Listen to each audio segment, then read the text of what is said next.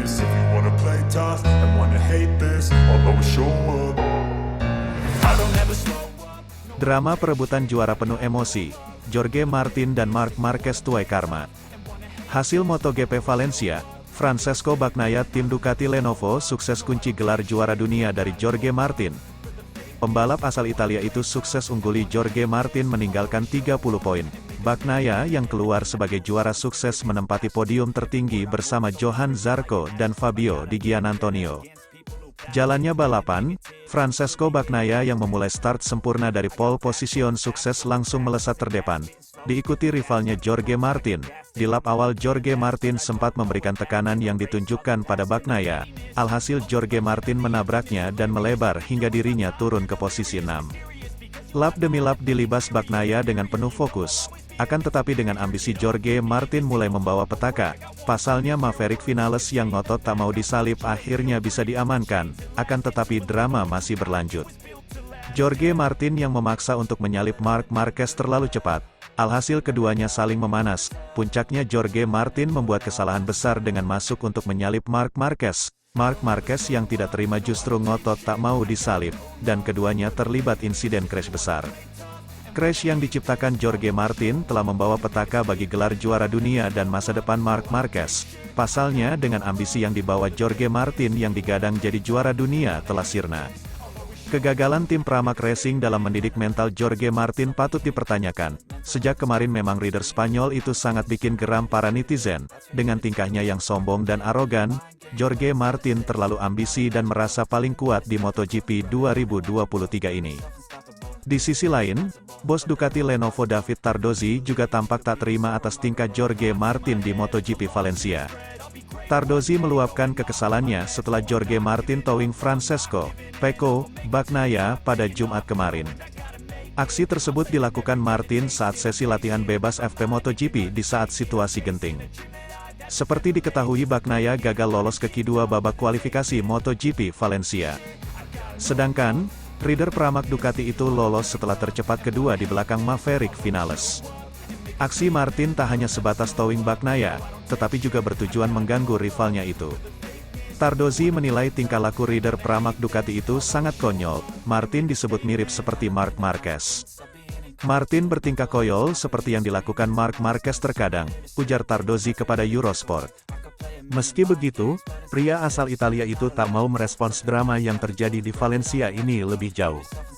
Tapi ya sudah, lah, tidak masalah juga, itu bisa dia lakukan dan boleh, kata Tardozzi. Pecco Bagnaia diminta tak terprovokasi, dan tetap sabar menghadapi duo rider Spanyol itu. Tardozzi telah meminta bintang tim pabrikan itu agar tetap fokus. Selain itu, Pecco Bagnaia juga disarankan agar tetap tenang, tidak terpancing oleh tekanan Jorge Martin. Tapi kami juga harus dapatkan angka yang kami butuhkan, yang penting fokus tak memikirkan hal lain, jelasnya.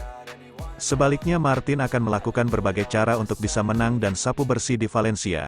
Tapi tingkah Jorge Martin tidak mendidik dan benar saja, tingkahnya justru membawa petaka pada gelar juara. Tak berhenti di situ saja, Tardozzi mengaku suka memberikan kritik untuk kasus Jorge Martin yang meneror Pecco Bagnaia di Valencia. Menurutnya itu tidak mendidik, saya suka memberikan kritikan beberapa hal, khususnya terkait level kejuaraan tertentu. I don't take shit, I got no love for the fakeness. If you wanna play tough and wanna hate this, I'll always show up. I don't ever slow up. Zarco bisa jegal Martin di race dan mengaku senang bisa bantu Bagnaia juara MotoGP. Pembalap Pramac Johan Zarco mengaku bisa menjegal Jorge Martin dalam race MotoGP Valencia 2023 di sirkuit Ricardo Tormo. Jorge Martin saat ini dalam perburuan gelar juara dengan Francesco Bagnaia. Akan tetapi posisi Martin sedang terdesak lantaran dalam kualifikasi menempati posisi ke-6 sedangkan Bagnaia akan start dari posisi kedua. Johan Zarco sendiri memiliki posisi start lebih baik ketimbang Martin, yakni di posisi ketiga. Race MotoGP Valencia 2023 bisa jadi modal bagi Martin menjadi juara. Hanya saja Martin wajib menang atau meraih podium dengan berharap Bagnaia gagal total di race MotoGP Valencia nanti. Upaya Martin maksimal di race nanti bisa dapat jegalan dari rekan satu timnya, Zarco. Meski satu tim di Pramac, namun Zarco tidak mendapat tim order memenangkan Martin. Zarco yang akan start race dari posisi ketiga nyatanya berambisi menang pada sesi tersebut. Itu berarti bisa menjegal Martin demi mengalahkan Bagnaia. Saya sangat senang dengan start di baris pertama ini, yang pertama tahun ini. Saya berharap ini menjadi kesempatan untuk naik podium pada sore ini, ujar Zarco dikutip dari Motosan. Saya tidak tahu bagaimana mengendalikan situasi dengan Bagnaia dan Jorge, tapi saya pikir Jorge terlalu kuat dalam sprint, karena dia selalu kuat, tapi jika saya bisa meraih podium, saya lebih memilih itu, ucap Zarco menambahkan. Apabila Zarco menang atau podium, capaian itu bisa menjegal Martin dan membantu Bagnaia juara MotoGP 2023. Berdasarkan hitung-hitungan, Bagnaia bisa juara dalam race apabila jadi pemenang sementara Jorge Martin finish ketiga atau lebih buruk. Sekalipun Bagnaia meraih podium kedua race tetap akan juara apabila Martin finish kelima atau lebih buruk. Bagnaia finish ketiga juga tetap bisa juara seandainya Martin finish ketujuh atau lebih buruk. No, I don't take shit. I got no love for the fakeness. If you wanna play tough and wanna hate this, I'll always show up. Fabio Di Giannantonio adakan pertemuan dengan VR46, akan jadi pengganti Marini. Pada Selasa, 21 November 2023, pembalap Gresini Ducati, Fabio Di Giannantonio, dilaporkan mengadakan pertemuan dengan manajemen tim Muni VR46 untuk membahas kontraknya. Saat ini, Luca Marini belum dikonfirmasi sebagai pembalap Repsol Honda sebelum VR46 menemukan penggantinya di MotoGP. Dengan opsi terbatas dari Akademi VR46, spekulasi mengarah pada Fermin Aldewer sebagai pengganti Marini di samping Marco Bezzecchi setelah Marini pindah ke Honda. Ada kemungkinan bahwa Fermin Aldewer dapat menjadi pilihan utama, meskipun belum ada konfirmasi resmi dari Repsol Honda tentang kepindahan Luca Marini. Jika Aldewer memilih untuk tetap di Oto-Oto, maka Fabio Di Giannantonio mungkin memiliki peluang untuk tetap berada di MotoGP, terutama jika kesepakatan dengan Aldewer tidak terwujud, maka bisa dipastikan Fabio Di Giannantonio akan berlabuh di tim besutan Valentino Rossi yakni Muni VR46 Racing Team. Sebagai pembalap Italia, Di Giannantonio akan tetap menggunakan motor Ducati jika kesepakatan tercapai, yang dapat dianggap sebagai skenario terbaik untuk tim milik Rossi. Dengan kemenangan yang diraih di Qatar semakin menguatkan dirinya akan bergabung bersama Muni VR46 Racing Team. Di sisi lain, Aldewer, pembalap Spanyol berusia 18 tahun yang telah dikaitkan dengan kursi kosong Honda sebelumnya, muncul sebagai favorit untuk bergabung dengan tim Muni VR46. Negosiasi antara tim dan Aldewer telah dimulai, dan jika kesepakatan tercapai, Marini dapat pindah ke Honda menggantikan Marc Marquez, sementara Aldewer akan bergabung dengan tim Muni VR46 menggantikan Marini. Luca Boscoscuro, pemilik tim Speed Up, yang juga terlibat dalam proses ini, meminta kompensasi untuk melepaskan kontrak Aldewer yang berlaku hingga 2024. Meskipun VR46 memiliki opsi alternatif, termasuk Di Giannantonio sendiri, kesepakatan dengan Aldewer mungkin tidak akan terwujud. Kita harus menunggu pengumuman resmi menjelang GP Valencia karena semua tim membutuhkan kepastian secepatnya agar pembalap mereka dapat mempersiapkan diri untuk uji coba pertama di Valencia. Perkembangan selanjutnya akan menjadi topik menarik untuk diikuti dalam dunia MotoGP. I got no love for the fakeness. If you wanna play tough and wanna hate this, I'll always show up.